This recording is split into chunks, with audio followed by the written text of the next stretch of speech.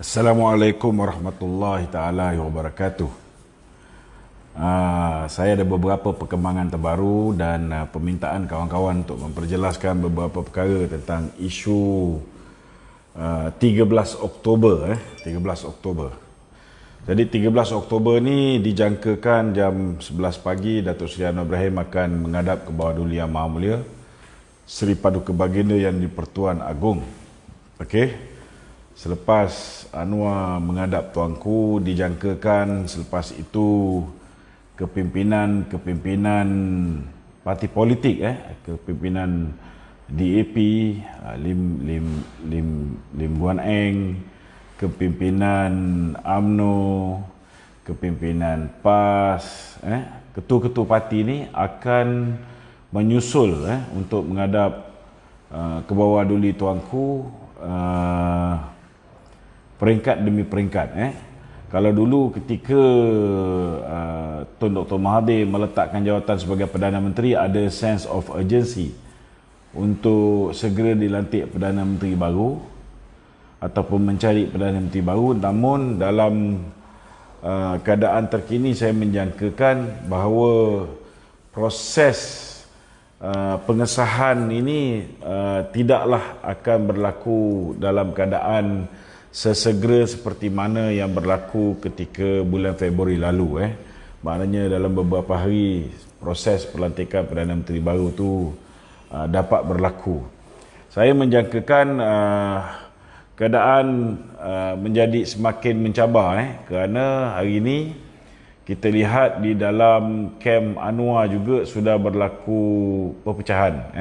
Sudah berlaku perpecahan bila mana di dalam DAP sendiri sudah ada grup yang mula tidak percaya kepada Lim Guan Eng.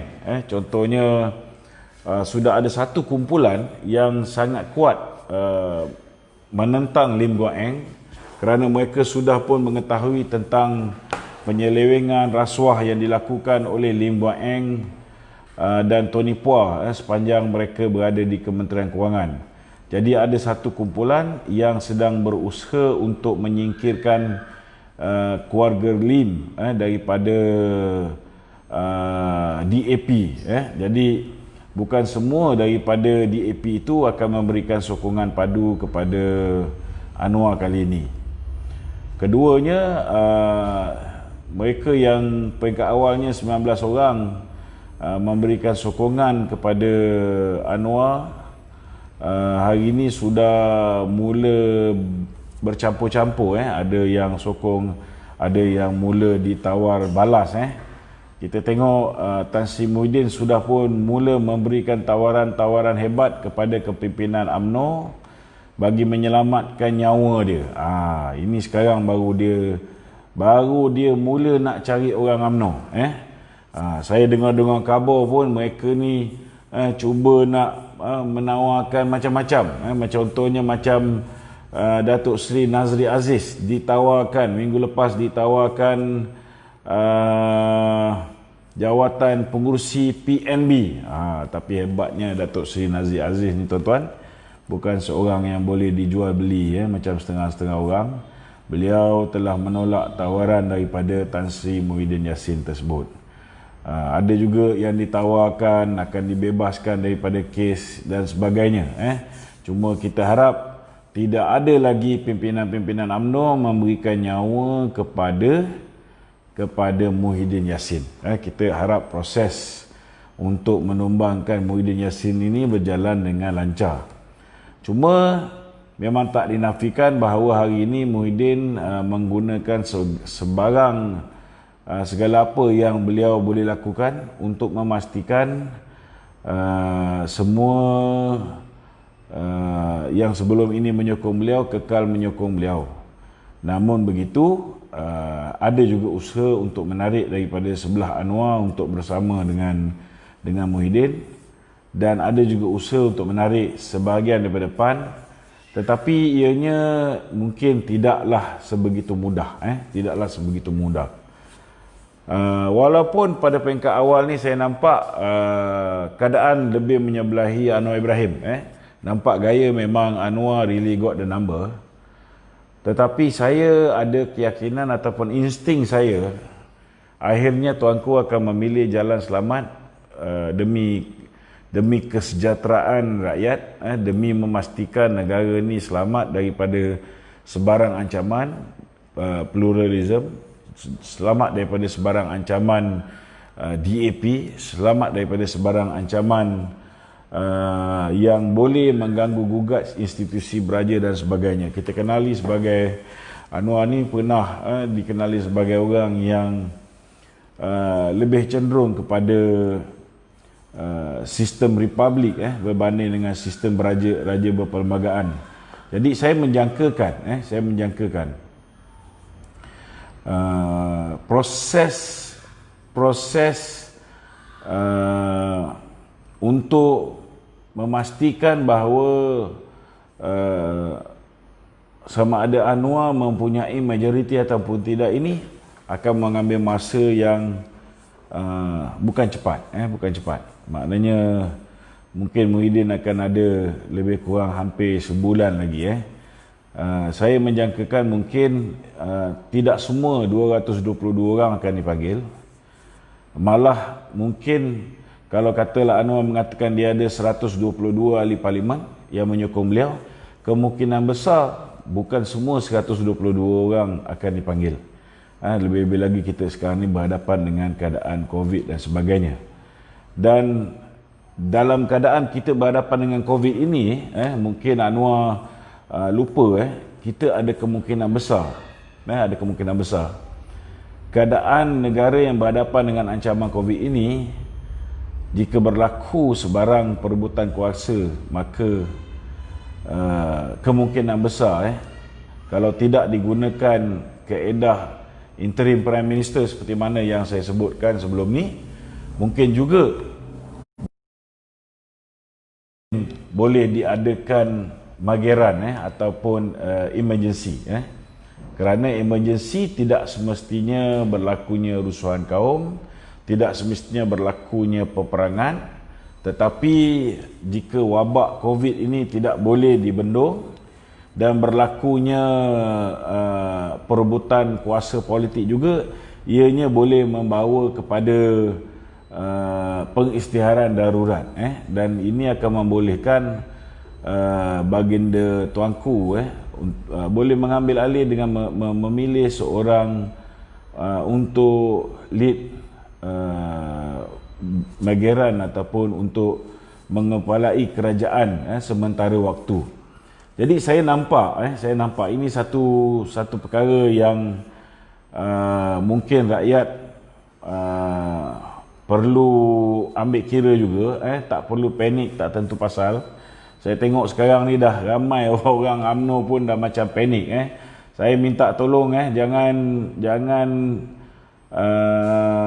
jangan percaya bulat-bulat. Ada setengah dah mula mengecam kononnya ahli parlimen BN ini pengkhianat. Saya nak beritahu, jangan cepat come to conclusion. Sebenarnya kita sudah bosan dengan sebarang bentuk pembulian, penindasan, penganiayaan yang dilakukan oleh Muhyiddin Yassin dan rakan-rakan PPBM-nya. Itulah apa yang berlaku. Kalau misalnya dengan sokongan yang diberikan oleh UMNO, dengan sokongan yang diberikan oleh teman-teman Barisan Nasional kepada Muhyiddin menjadi pemerintah yang adil, Muhyiddin menjadi pemerintah yang boleh memerintah dengan saksama, tanpa memilih bulu, tidak membuli rakan-rakan kongsi, sudah pasti tidak ada pihak yang merasa diri mereka dianiaya, diri mereka dibuli, mereka diperkotak-katikkan dan sebagainya. Dahlah parti dia kecil kan, dia membuli pula parti yang besar. Jadi ini menimbulkan keadaan di mana ada di antara kita yang mengambil jalan keluar, mencari jalan untuk menghentikan penganiayaan, menghentikan pembulian. Dan salah satu kaedahnya ialah dengan memberikan sokongan kepada Anwar. Tetapi harus diingat, kalau ada pun MP-MP BN yang nak memberikan sokongan kepada Anwar ini, kita bersangka baik, kita husnuzan bahawa mereka ini memberi sokongan kepada Anwar bukan untuk Anwar membentuk kerajaan.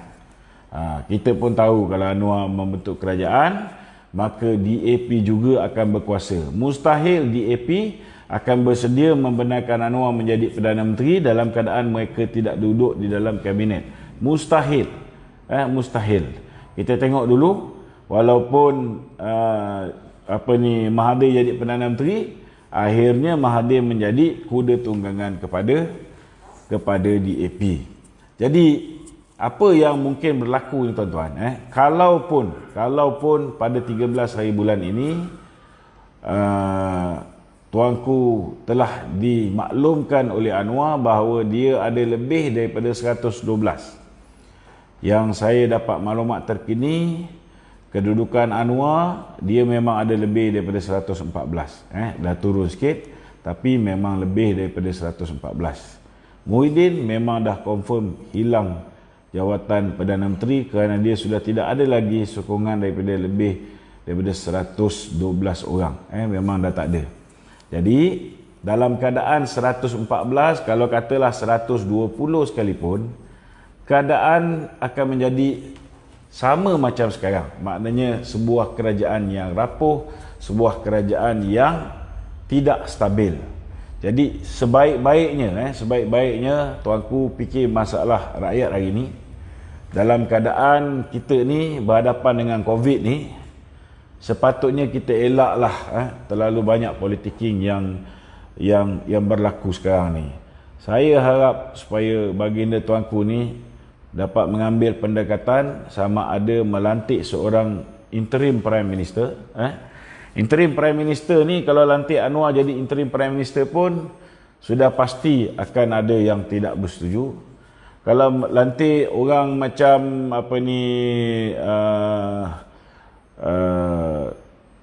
Datuk Najib menjadi interim prime minister pun, nanti ada pula yang mempertikaikan dia sekarang ni berhadapan dengan kes dan sebagainya. Maka kita ada banyak choice lain. Kita ada banyak choice lain, tetapi kita kena lantik orang yang taraf dia taraf negarawan, orang yang dihormati oleh masyarakat berbilang kaum, dan hubungan dengan istana pun okey. Saya nampak dalam banyak-banyak ni, antara orang yang kita rasa kalau kita letak sementara waktu sebagai interim prime minister, dia tidak gairah untuk terus kekal berkuasa, dan kemudian hari pula sukar untuk melepaskan kuasa. Macam Mahathir, kita letak dia jadi Perdana Menteri sementara, Anwar letak dia Perdana Menteri sementara, last kali dia susah nak lepaskan kuasa. Jadi saya nampak dalam keadaan banyak-banyak calon ni, tuan-tuan, dia kena cari calon yang agak senior juga, dan dalam banyak-banyak ni saya nampak yang mungkin boleh bersedia untuk menggalas tugas sementara waktu, sementara menunggu Datuk Seri Najib selesai kes mahkamah dia, sementara menunggu pilihan raya ni. Saya nampak calon yang paling sesuai yang boleh dipertimbangkan sebagai interim prime minister mungkin Tengku Razali. So kalau dia jadi interim prime minister, biasanya interim prime minister ni 6 bulan. Tapi kalau misalnya COVID ni menjadi semakin parah, tuan-tuan, dia boleh pergi jadi 2 tahun. Dia boleh pergi sampai hujung penggal, ataupun sehingga COVID ni betul-betul dapat kita atasi dengan sebaiknya, ataupun sehingga kita dapat menemukan vaksin yang murah yang mampu digunakan oleh rakyat Malaysia. Jadi dalam masa terdekat ni saya rasa kita tak perlulah bimbang keadaan nak jadi huru-hara ke dan sebagainya. Saya yakin ke bawah duli tuanku mampu untuk handle perkara ni dengan baik. Saya harap sahabat-sahabat janganlah gelabah tak tentu pasal.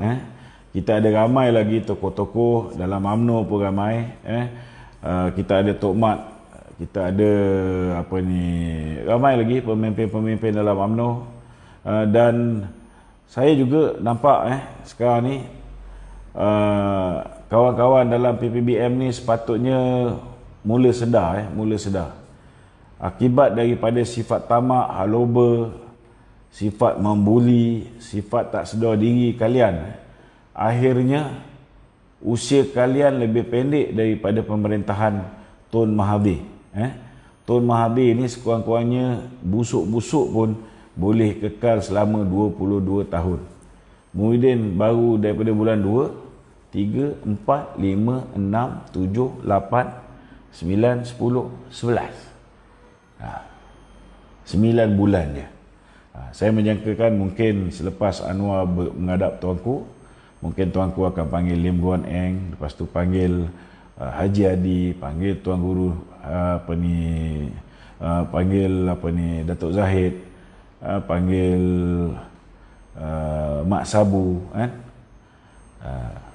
Bulan 11, awal bulan 11 mungkinlah selesai panggil semua, dia panggil Tan Sri Muhyiddin, barulah dia buat keputusan sama ada untuk melantik interim Prime Minister ke. Dan saya tak fikir pada ketika itu COVID sudah pulih, maka kebarangkalian untuk Parlimen dibubarkan ketika itu memang mungkin tidak lah, mungkin tidak. Jadi saya harap sahabat-sahabat janganlah gelabah tak tentu pasal, terus kekal konsisten bersama dengan UMNO dan Barisan Nasional. Jangan menghukum sebelum mengetahui apa niat sebenar sahabat-sahabat daripada UMNO ini, ahli-ahli parlimen kita bertindak menentang pembulian yang dilakukan oleh Muhyiddin Yassin. Kita dengar dulu, kita dapatkan penjelasan daripada mereka. Kalau akhirnya mereka mengambil keputusan yang salah, pada ketika itu barulah kita menyatakan pendirian kita. Itu je yang nak saya sampaikan setakat ni. Assalamualaikum warahmatullahi taala wabarakatuh.